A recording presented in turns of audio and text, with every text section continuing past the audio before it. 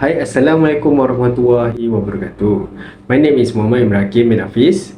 So today I would like to share and present about how to being a good communicator. Being a good communicator. So, what is about being a good communicator? Okay, first, let me explain short meaning about this, which is being a good communicator. It is about identify some good approach to communication for both student and the teachers. This is important things that must be learned and practiced if you want to become an educator. This is the reason why I choose to speak and represent on this topic. So, for me, as an educator, for example, like teacher or lecturer, we need to make our students like our friends because the situation in the class will be cheerful and the students will be more comfortable and happy when we are in their class. So, it is the one of the ways to strengthen the relationship between student and the teachers to be good. But at the same time, there needs to be a limit between teachers and students, and we need to take note of that. We should always remind them. Being a good communicator must be in you if you want to be a teacher or educator. As I said before, it is very important for an educator. So, here I would like to share you 3 points about being a good communicator. The first one is about your speaking skills. The second one is listening skills. And last but not least is about nonverbal communication. So, what is the meaning about these 3 points that I give? So, let's go. Okay, first point, we are going to speaking skills. Speaking skills, you and your student will benefit considerably if you have effective speaking skills and you work with your student on developing their speaking skills. Let's first explore some strategies for speaking with your class. Speaking with the class and student in speak with your class with individual students. One of the most important things to keep in mind is to clearly communicate information. Clarify in speaking is essential to good teaching. Some good strategies for speaking clearly with your class include the first one, we have selecting vocabulary that is understandable and appropriate for the level of your students. Second point is speaking at an appropriate pace, neither too rapidly nor too slowly. Okay, the third point is being precise in your communication and avoiding vagueness. Last but not least is about using good planning and logical thinking skills as underpinnings of speaking clearly with your class. Next, we are going to barriers to effective verbal. It is about communication barriers to effective verbal communication include the first one is criticism. Harsh, negative evaluation of another person generally reduce communication. Example of criticism is telling a student, it's your fault, you flunked the test, so you should have studied.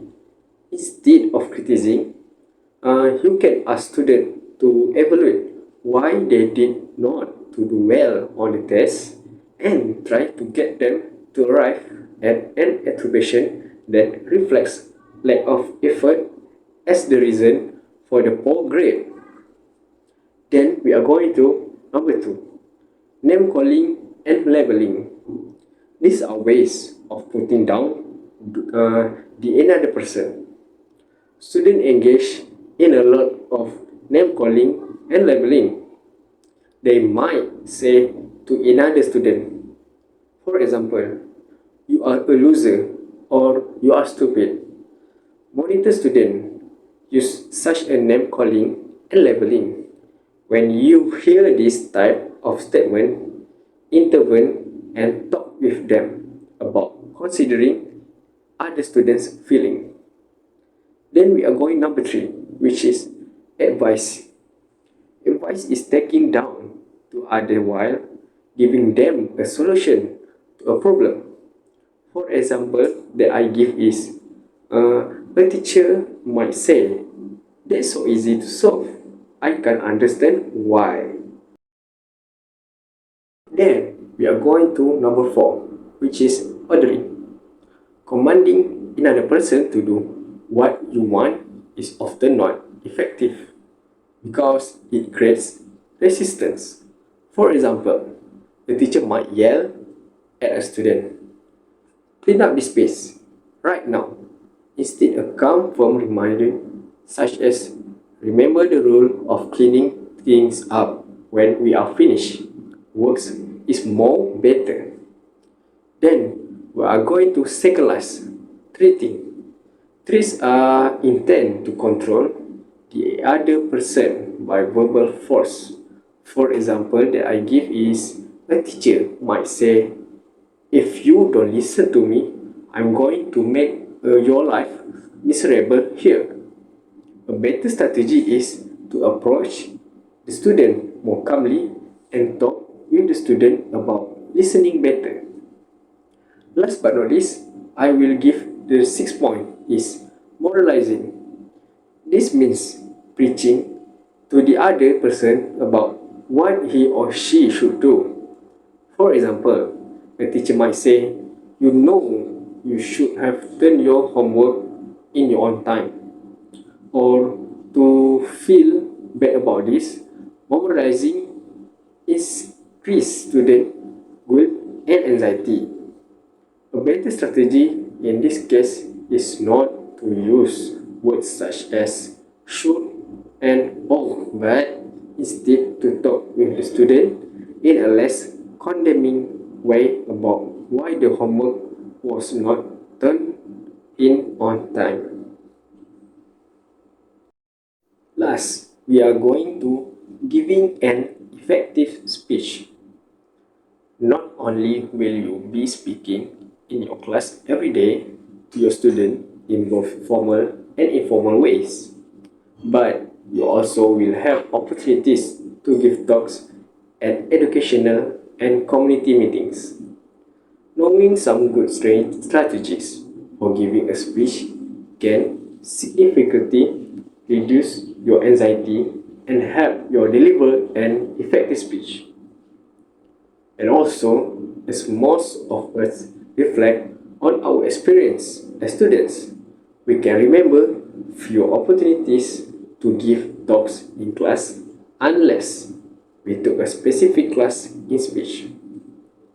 But not only can students be given speaking opportunities throughout formal presentation, but they also can participate in panel discussion and debate.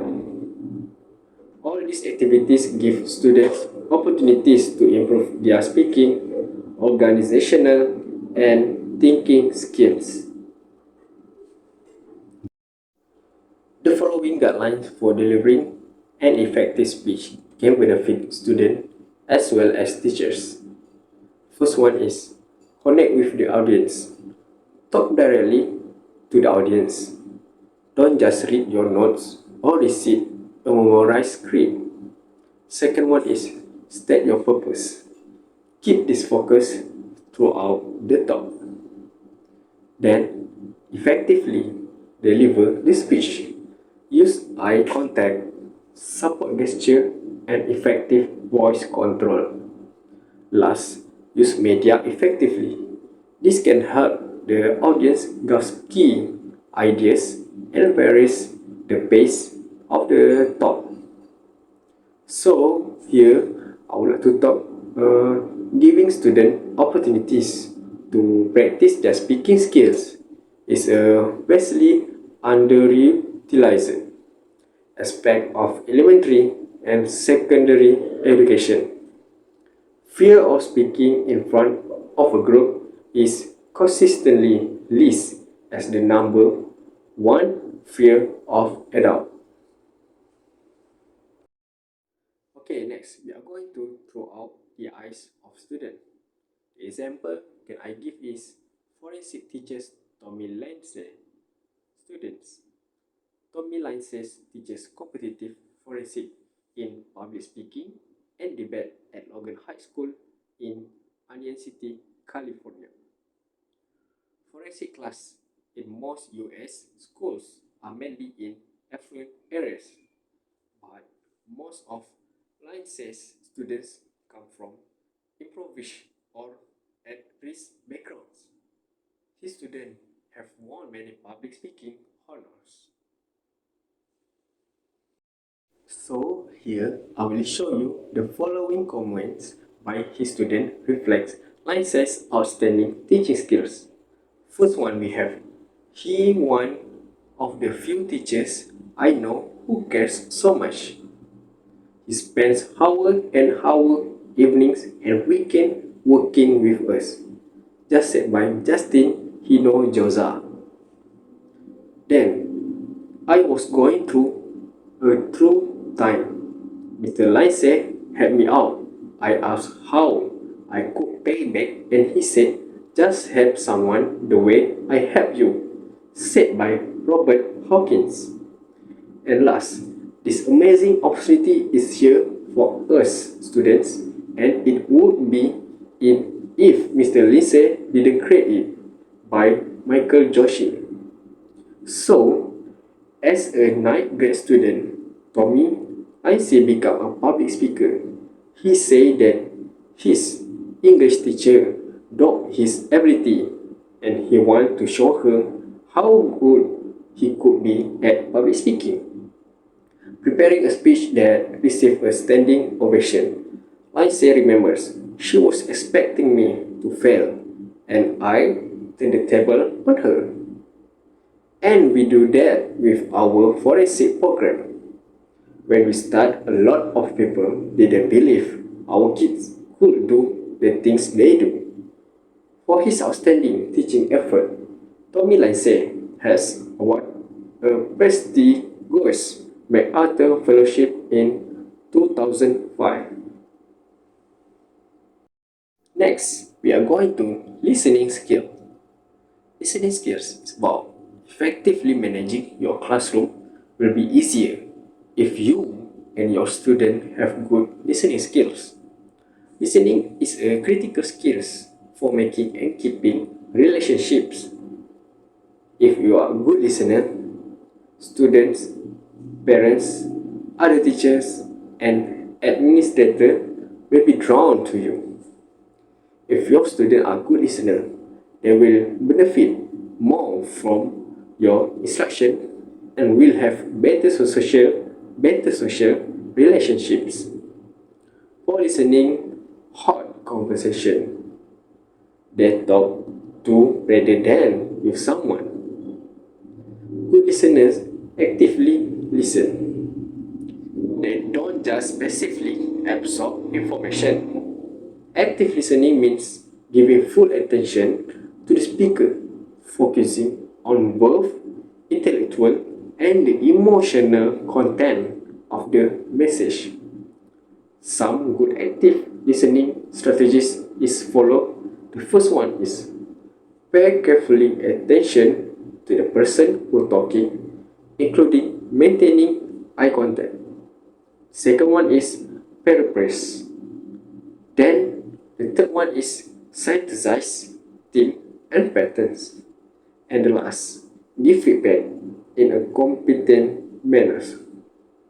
So here I would like to say active listening, a listening style that give full attention to the speaker and note both the intellectual and emotional content of the message.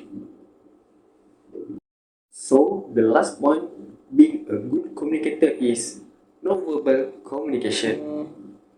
It is about, in addition to what you say, you also communicate by how you fold your arms, cross your arms, move your mouth, cross your legs, or touch another person.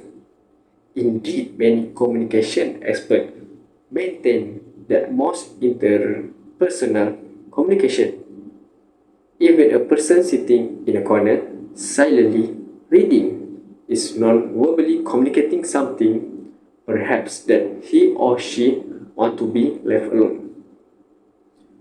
And when you notice your student blankly staring out the window, it is likely indicates that they are bored. It is hard to mask nonverbal communication. Recognize that it can tell you how you and others really feel. Let's further explore nonverbal communication by examining facial expression, personal space, and silence. People face disclose emotions and telegraph that what really matters to them. A smile, a frown, or puzzled look all communicate. Each of us has personal space that at times we don't want others to invade. Not surprisingly, given the crowdedness of the classroom, students report that having their own space where they can put their materials and belonging is important to them. Make sure all the students have their own desk or space. Tell students that they are entitled to have this individual space and that they should continuously respect other students' space. In our fast-paced modern culture, we often act as if there is something wrong with anyone who remains silent for more than a second or two after something is said to them. After asking students a question, teacher need to remain silent long enough for students to think reflectively before giving an answer. By being silent, a good listener can observe the speaking eyes, facial expression, posture, and gesture for communication, which is think about what the other person is communicating and consider what the most appropriate response is. Of course, silence can be overdone and is sometimes inappropriate. It is rarely wise to listen for an excessive length of time without making a verbal response. So here some specific technology tools that can use for classroom management and communication include the following. So we are going the first one is which is Class Dojo. As you know that this website for tracking student behavior. Then we also can use Pharaonics inside. This website is for managing student computers by controlling device and access to them. And last but not least, you can use website Remind, which is a communication app for contacting parents and the students. So that's all from me about the point of being a good communicator. Thank you for listening and goodbye.